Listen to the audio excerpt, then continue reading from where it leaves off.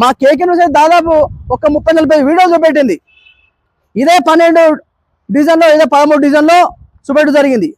అయినా విచ్చలవిడిగా ఈ రకంగా గవర్నమెంట్ భూములు కబ్జాలు అయిపోవడం జరుగుతుంది. ఈ మార్కెట్ ఒకసారి మార్కెట్ చూపెట్టండి. ఈ మార్కెట్ కట్టిరు, కొన్ని కోట్ల రూపాయల టెండర్ వచ్చింది. ఎప్పుడు? బీఆర్ఎస్ గవర్నమెంట్ ఉన్నప్పుడు. మరి ఇప్పుడు కాంగ్రెస్ గవర్నమెంట్ ఉన్నప్పుడు దాన్ని చేయడానికి మాత్రము బడ్జెట్ లేదు, వాళ్ళకు ఆలోచన వస్తలేదు.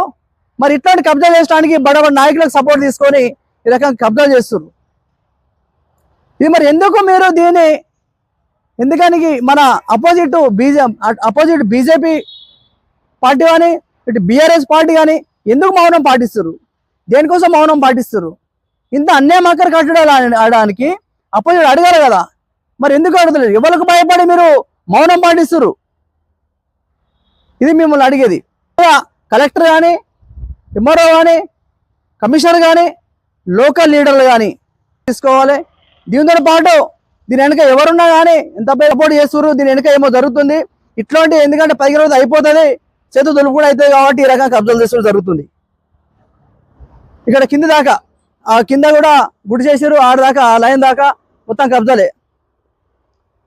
ఇవాళ 60 గజాలు ఎవడన్నా కట్టుకోవాలన్నా, 70-80 కట్టుకోవాలన్నా ఇల్లు కూడా కొడతారు పర్మిషన్ లేదని. కానీ ఈ రకంగా